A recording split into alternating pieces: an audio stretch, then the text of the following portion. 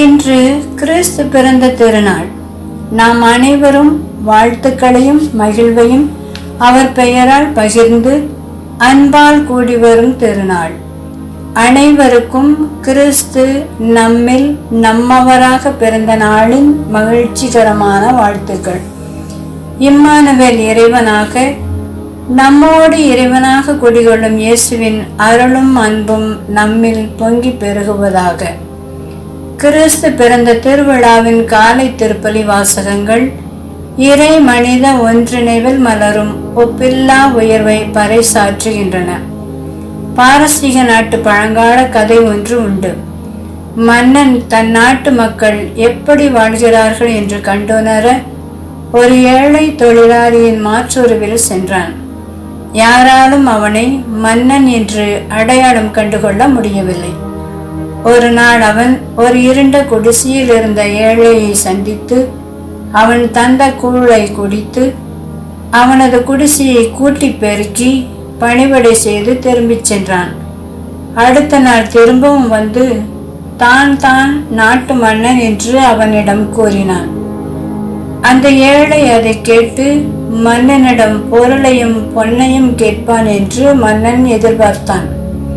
ஆனால் அந்த ஏழை மன்னனை பார்த்து, மன்னா, நீ உன் மாட மாளிகை மாட்சியை விட்டு இந்த ஏழையை சந்திக்க என் இருண்ட குடிசைக்கு வந்தாய். எனக்கு மிகுந்த மகிழ்ச்சி. எல்லோருக்கும் கொடைகளை அள்ளி தருபவன் நீ.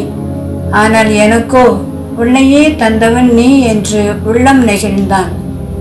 இந்த கதையில் கேட்டது போல இன்றைய முதல் வாசகம் அரசாளும் இறையரசர் உன்னை நோக்கி வருகிறார் என்பதை பறைசாற்றுகிறது. அவர் ஆறுதல் அளிப்பார், அழிந்ததை மீட்பார், இடிந்ததை எழுப்புவார், சிதறியவரை கூட்டிச் சேர்ப்பார். அவரே நம்மை தேடி வருகிறார். அரசரே தம் மக்களை தேடி வருகிறார். நம்மை தேடி வந்து நமக்கு நன்மை செய்கிற இறை அரசின் வருகையை இன்றைய முதல் வாசகம் அறிவிக்கிறது. இரண்டாம் வாசகம் கடந்த காலத்தில் இறைவன் எப்படி பலமுறை பல வகைகளில் மனிதரிடம் பேசினார், இறுதியில் தம்மகன் வழியாக பேசுகிறார் என்று முழங்குகிறது. இறைவனே பலமுறை நம்மை தேடி வந்ததை, இறுதியில் இயேசுவாக வந்ததை மனித வரலாற்றின் நிகழ்ச்சியாக விவரிக்கிறது. நற்செய்தி வாசகம் மேற்கண்ட மற்ற இரண்டு வாசகங்களின் செய்தி எவ்வாறு இயேசுவின் பிறப்பில் நிஜமாய் நிகழ்கிறது என்பதை அறிவிக்கிறது. இன்று பிறந்துள்ள இயேசு எக்காலத்துக்கும் இறைவனோடு இறைவனாக வாழ்ந்து கொண்டிருப்பவர். இவர் வழியாகத்தான் அனைத்தும் உண்டாயின. இந்த உலகில் அவர் வாழ்வாக, ஒளியாக, வழியாக வந்து கொண்டே இருந்தார். இவ்வாறு எல்லாவற்றிலும் எல்லாமாக இருந்து எப்போதும் செயல்பட்டு கொண்டிருந்தவர் இப்போது நம்மிடையே நமதாக, நம்மை போலவே மனிதனாக பிறந்து நம்மோடு வாழ நம்மிடையே குடிகொண்டார். கிறிஸ்து பிறப்பு விழா என்பது இறைவன் நம்மவராக, நம்மை போன்றே மனித எலும்பின் எலும்பாக, மனித சதையின் சதையாக உருவெடுத்து நம்மிடையே குடிகொள்ளும் ஆன்மீக நிஜத்தை கொண்டாடும் திருவிழா.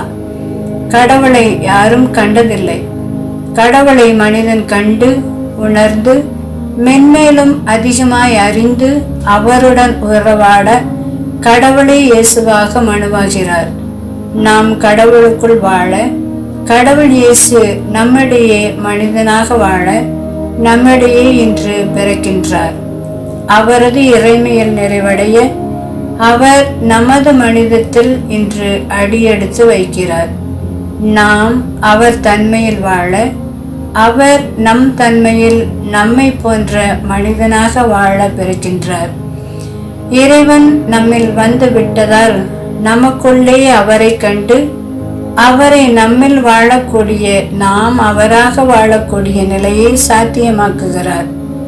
நாம் ஒவ்வொருவருக்குள்ளும் இறைவன் குடிகொள்ள வருவதே கிறிஸ்துமஸ் நற்செய்தி. நான் எனக்குள் பிறக்கும் இயேசுவை வாழ முடியும்.